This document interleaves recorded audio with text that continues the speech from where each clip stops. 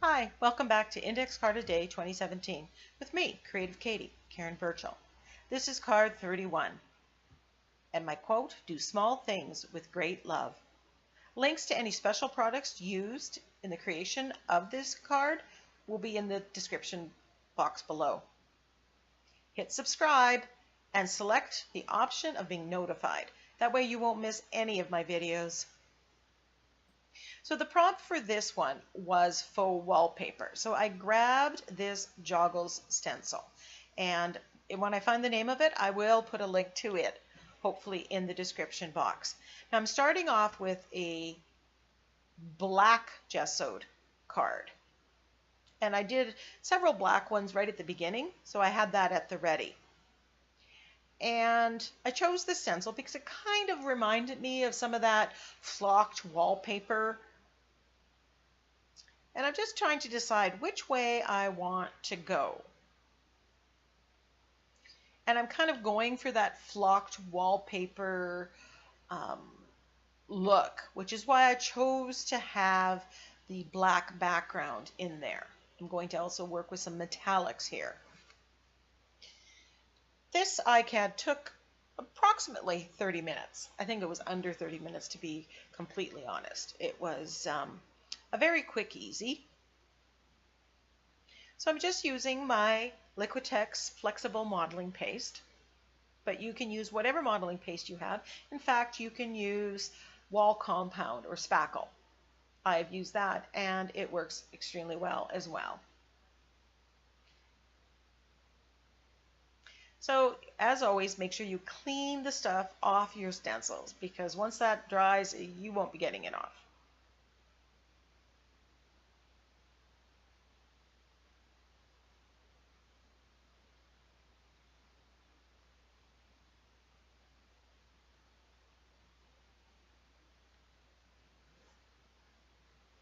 So after I've cleaned up, I'm just going to heat dry this.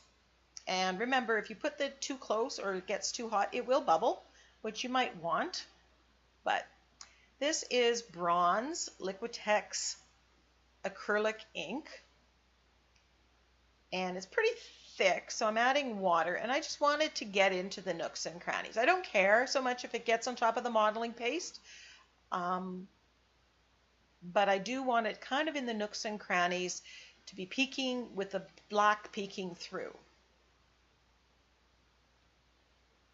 So I just keep turning it and spraying and adding till I get what I like. Now I bought this Liquitex acrylic ink. It was in the discounted section, so I think it may have been old, which is why it's so thick, but as long as you add water to it, it seems to be okay. You could also paint with it with a paintbrush, but I want it the more random look.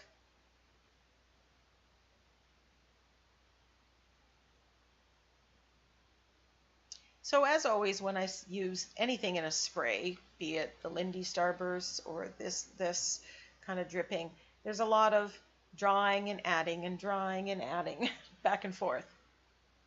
And the card can get a little bit wet. So if that happens, do take time every once in a while to make sure it's perfectly dry. Give it a little extra time. You'll save yourself some headache. Just saying. You can see a little bit of the sheen there.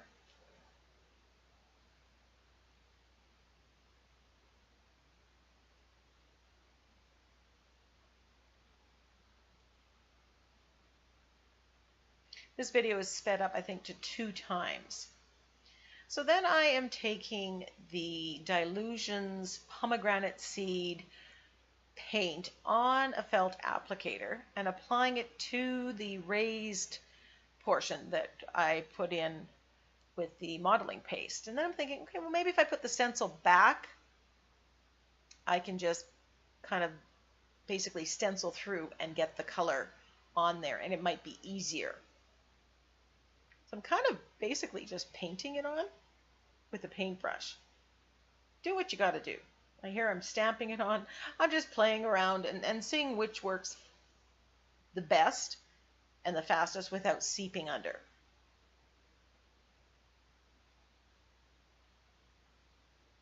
I really like the combination of this deep burgundy color and the bronze color.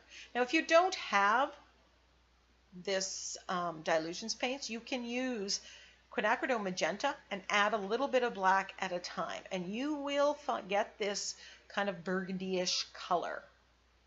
Give it a try.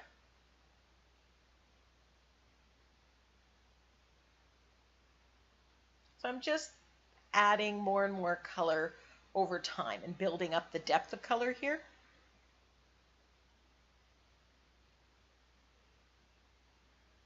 And I noticed that part of the card did not have the modeling paste, and there was just kind of this blank area. I thought, you know what? I think I can add this. So that's what I'm doing right now.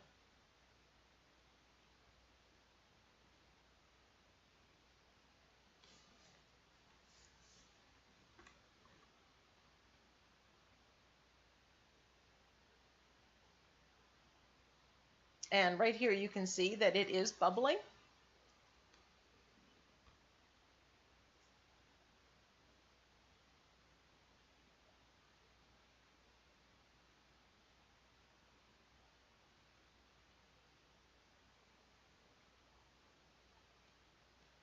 Then I colored it. So I'm adding just even one more layer because I want to get this rich, rich burgundy color.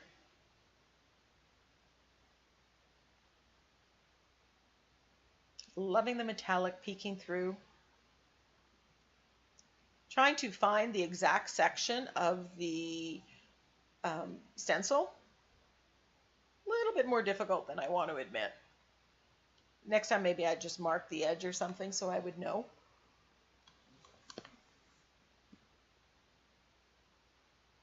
So I'm quite loving how this is turning out. It's kind of matching what I had in my head.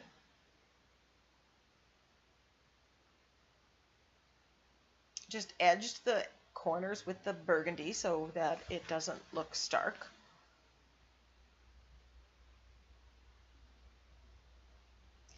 And now I'm thinking, okay, what am I going to do now? Because this is about as far as I got in my thinking.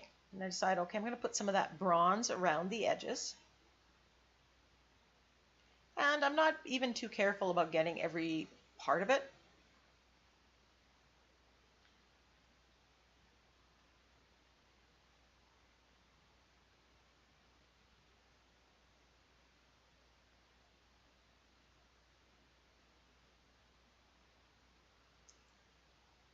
And I decide that I'm going to splatter some of that bronze with the fan brush. It's just a light misting of the bronze, and but it did add to it.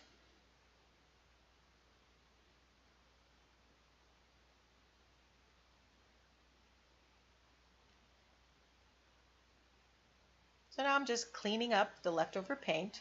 Of course, it's going to go into a coffee filter that I can use for collaging, for a background, what have you.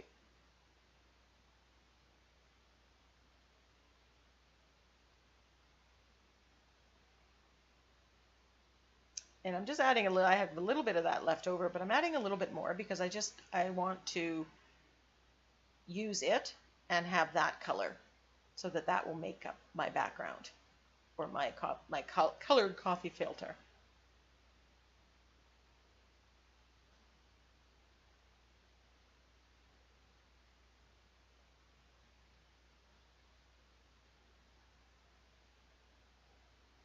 And a quick cleanup.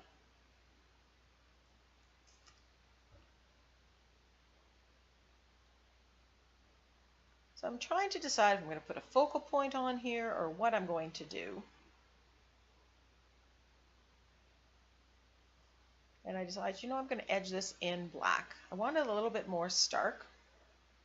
And sometimes that's what happens. You try one thing and then it doesn't quite give you what you're looking for. And so then you do something else.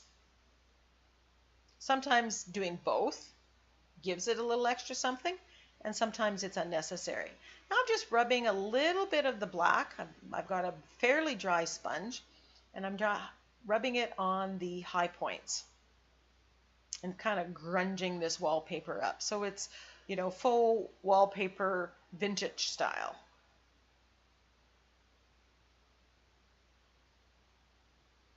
This background is very luscious.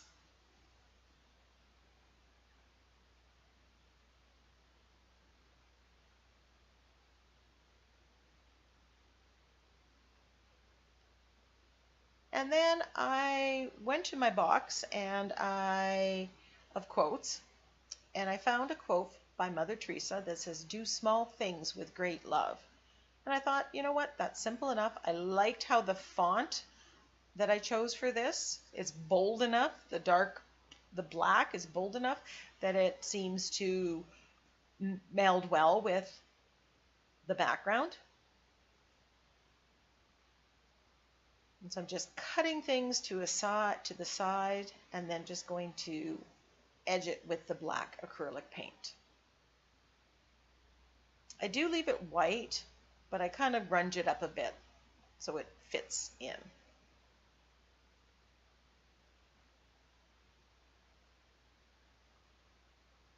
You know, this ICAD, people often ask, what do you do with the ICADs afterwards?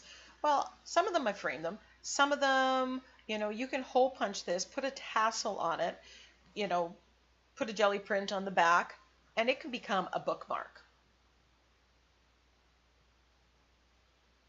So there's lots of things that you can do. As well, some of them are become a reference library of techniques, of color combinations, of different things that I can use. You know, I'm inspired by my jelly prints to recreate a card from it. I'm inspired by something I've done with the ICADs. I am most creative when I'm in my studio, you know, trying to solve a problem, trying to come up with an idea. You know, it's amazing the things I can come up with. I don't get, you know, sometimes I get ideas when I'm just sitting and I'm thinking about what I'm going to do. But, you know, most of the time it happens within the context of actually working it.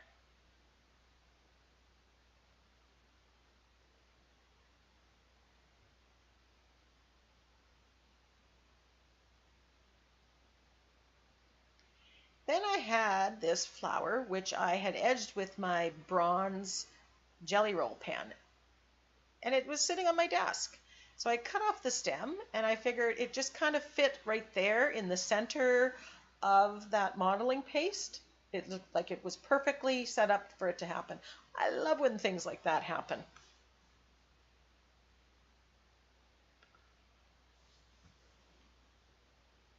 Makes me look so good, like I planned it all.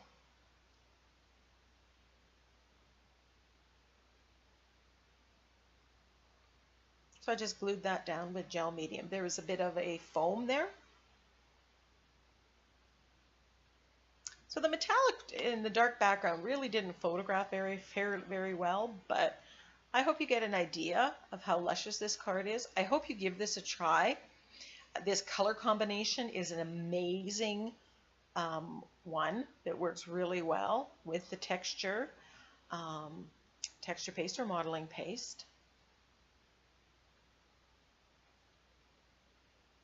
Thank you so much for watching and joining me on my index card a day.